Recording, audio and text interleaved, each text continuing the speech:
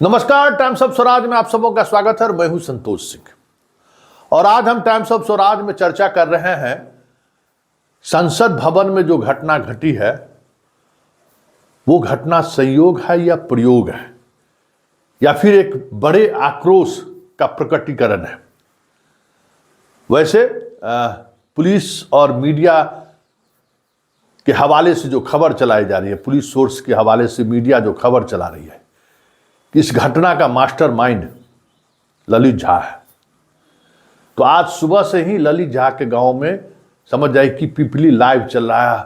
दर्जनों चैनल के reporter stringer उस गांव में पहुंचे हुए हैं।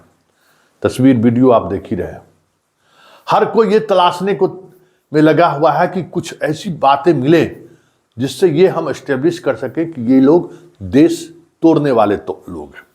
स्वाभाविक तौर पर पूरी मीडिया उसी अंदाज में खबर भी चला रही है और बीजेपी भी कमोबेश एक टीएमसी विधायक के साथ फोटो आया तो उसको उसी अंदाज में दिखाने की कोशिश भी की है। लेकिन बड़ा सवाल यह है कि ललित झा हो या बाकी जो 5 आरोपी है, वो आरोपी कौन है और उसके अंदर में ये जो आक्रोश भड़का है, इसकी वजह क्या है, इसको तलाशने के बजाय जिस कॉन्स्पिरेसी की तलाश में दिल्ली पुलिस लगी हुई है, हमें लगता है कि ये समस्या का समाधान नहीं ढूंढा जा है। ये समस्या को दूसरे डायमेंशन में ले जाने की कोशिश है, जो इस देश के लिए आने वाले समय के लिए बड़ा नुकसान साबित हो सकता है।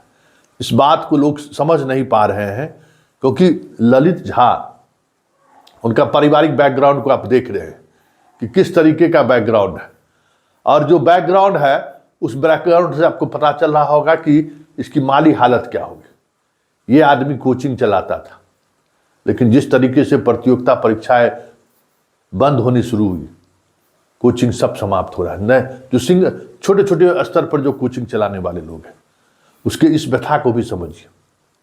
नीलम एमएड की हुई है लेकिन नौकरी नहीं है, संघर्ष कर रही है, उसकी व्यथा को भी समझिए। यूपी के उस लड़के की व्यथा को समझिए जो बेंगलुरु में नौकरी करके लौटता है और ई रिक्शा चला रहा है। अब समझ लीजिए, ई रिक्शा वो चला रहा है, क्या मजबूरी रही होगी।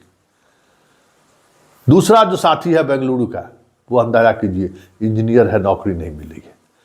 आज इस मुद्दे पर चर्चा होनी चाहिए थी और अगर इस मुद्दे पर चर्चा होती तो ये जो आक्रोश सदन के माध्यम से व्यक्त करने की कोशिश हुई है भगत सिंह मॉड्यूल के तहत, हमें लगता है कि उसके बीच का रास्ता निकालने के लिए संसद में आज बैठक हुआ, बहस हुआ होती रहती और होनी भी चाहिए थी कि भाई ये आक्रोश अगर वाकई में इस स्तर तक पहुंच गया है तो इस देश को चीन बनने से कोई नहीं रोक सकता है।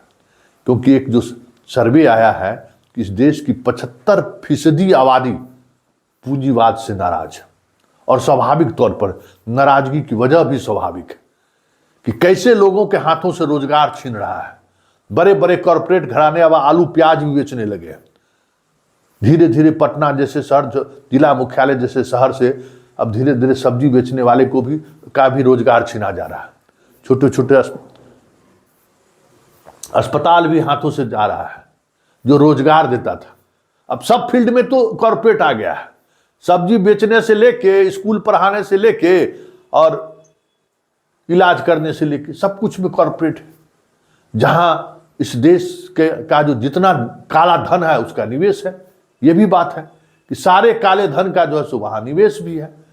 तो ये सारी चीजें जो है जिस पर आज चर्चा होनी चाहिए थी, उस पर यह चर्चा नहीं हो रही है क्योंकि ये आक्रोश वाकई में आक्रोश है और ये आक्रोश का प्रकटीकरण है कि आप हमारी बात को सुनिए। क्योंकि नीलम जो चीख चीख कर कह रही है, अगर वो प्रकटीकरण है तो फिर सावधान हो जाइए कि देश किस दिशा में जा रहा है।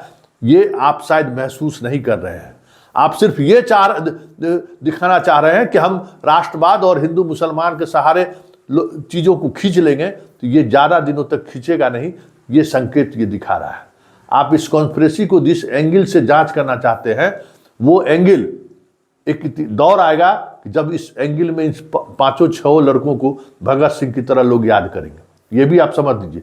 इसलिए जो मूल समस्या है उससे मत भागिए, मूल समस्याओं पर गौर करिए कि मूल समस्या क्या है और उसी मूल समस्या के सहारे समाधान निकालिए। ये भी एक चर्चा जोरों पर है कि वाकई में ये आक्रोश बेरोजगारी को लेकर, रोजगार छीनने को लेकर, छोटे छोटे चीजों पर जो समस्याएं खड़ी हो रही है वो आने वाले दिनों में बड़ी समस्या हो जाए तो कोई बड़ी बात नहीं हो। और दूसरी चर्चा ये भी हो रही है कि क्या ये संघ और वामपंथी का तो मॉडल्स नहीं है जो दोनों देश को एक अराजकता की तरफ ले जाना चाहते हैं। ये भी एक चर्चा है। इसलिए तत्काल चीजों पर जल्दबाजी होगा, क्योंकि संघ भी चाहती है कि इस तरीके की चीजों के सहारे जो एक सत्ता के खिलाफ लिखने वाले लोग हैं, सत्ता के खिलाफ बोलने वाले लोग हैं, उस पर नकेल कसा जाए। ये भी एक कोशिश हो सकती है। और वामपंथियों की भी ये कोशिश हो सकती है कि उसको तो मौका है कि पूंजीवाद के खिलाफ लोगों के मन में आक्रोश भड़क रहा है। आने वाले दिन में तो दोनों यही राइट विंग और लेफ्ट विंग चाहता है कि हम एक साथ लड़ें, और इसके लिए जनता को इस तरीके की चीजों के साथ आगे बढ़ाना चाहते हैं। दोनों एक्सट्रीम राजनीति करता है, दोनों की सोच एक तरह की ही है, तो उसके लिए उस तरीके की राजनीति सुट बैठता है। इसलिए दो तरीके की चीजें चल रही हैं। लेकिन अगर आक्रोश है तो वक्त आ गया है सावधान होने का। जरा सुनिए झा जी के परिवार, मां पिताजी क्या कह रहे हैं, और नीलम चलते चलते नीलम की बात को भी सुन लीजिए और इसे गंभीरता से समझने और सोचने की जरूरत है। क्योंकि ये जो संकेत है ना, अगर इस देश के युवा का संकेत है, जो मुझे इस शिक्षक बहाली के दौरान कई मौके पर महसूस हुआ है, तो फिर समझ जाइए कि ये देश एक उल्टी दिशा में जा रही है। ये पास था, बहुत बढ़िया लड़का था, उसको इनाम मिला था मिथिलांचल परिषद से। करते क्या थे दिल्ली में वो? ललित बाबू ट्यूशन करते थे और कोचिंग सेंटर में भी पढ़ाते थे। पढ़ाई लिखाई के मतलब वहाँ पढ़ाई लिखाई के बारे में ऐसा क्या रहा उनका? घर में कुछ ऐसा कुछ देखते थे आपकी, कुछ भी इस तरह की ना, एक्टिविटी? हमारे टीवी अभी तक नहीं है कुछ देखने का, हम लेवे नहीं करते हैं। तब तो मोबाइल चल गया है, उसमें बहुत कुछ दिखाता है, तो अलग बात है। आपको इस घटना के बारे में कब पता चला? ये कल पता चला है। कल पता चला है, मतलब उनके गिरफ्तार होने के बाद? उनके गिरफ्तार होने के बाद, वो भी दूसरों से। ये मोबाइल हमारे नहीं है, बेटे लोग को तो है, हमारे नहीं है। आप भी कोलकाता में ही रहते हैं? कलकत्ता में रहते हैं। आप क्या करते हैं? पंडित हैं, पंडिताई करते हैं। अच्छा लड़का है।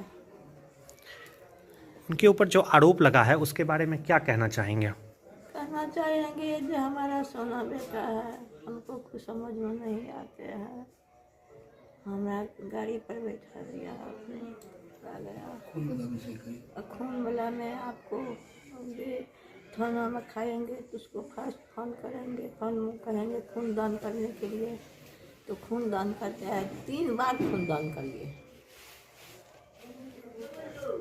इस संबंध में कुछ भी जानकारी घर में कभी चर्चा नहीं हुआ? कुछ टेंशन नहीं हुआ, सबसे प्रेम जोड़ता है, हरदम मुनिहात है। मम्मी कैसा हुआ, मम्मी कैसा रहेंगी, मम्मी पापा कैसा रहेंगे। उनके ऊपर जो आरोप लगा है उनके खिलाफ आप लोग कोर्ट में जाएंगे?